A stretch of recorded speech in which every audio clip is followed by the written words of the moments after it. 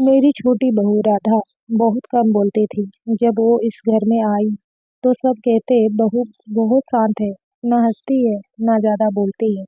मगर मैंने हमेशा महसूस किया कि उसकी आंखों में गहरी समझ और दिल में बहुत स्नेह है। एक दिन मेरा बेटा और राधा उसके ऑफिस के बॉस के घर पार्टी में गए।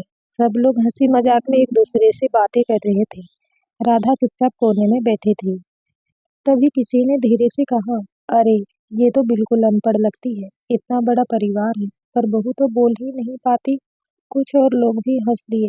राधा ने सुना पर कुछ बोली नहीं, बस मुस्कुराकर चुप रही। थोड़ी देर बाद बॉस की बेटी ने एक मुश्किल सा अंग्रेजी का निबंध सबके सामने पढ़ने की कोशिश की, लेकिन शब्द अटकने लगे।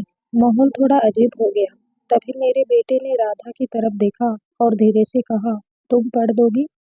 राधा ने हिम्मत जुटाई और निबंध को उठाया। उसने इतने साफ और मधुर आवाज में धारा प्रवाह अंग्रेजी पढ़ी कि सब लोग दंग रह गए। कमरे में सन्नाटा छा गया। वही लोग जो उसे अनपढ़ समझकर हंस रहे थे अब तालियां बजाने लगे। बॉस ने मुस्कुराते हुए कहा, वाह, इतने कम बोलती हो, मगर बोलो तो सबको चुप करा देती हो।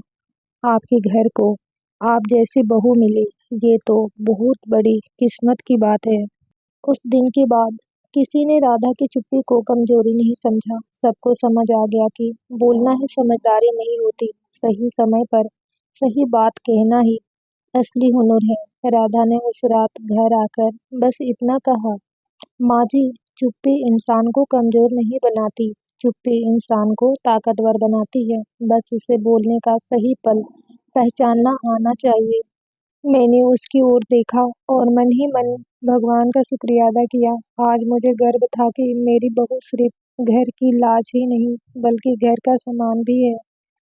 कभी भी किसी की चुप्पी या सादगी को उसकी ना समझे, मत समझो, क्योंकि जो लोग चुप रहते हैं उनके शब्दों की गूंज सबसे गहरी होती है। दोस्तों, कहानी पसंद आई हो तो चैनल को सब्सक्राइब करें। थैंक यू दोस्तों।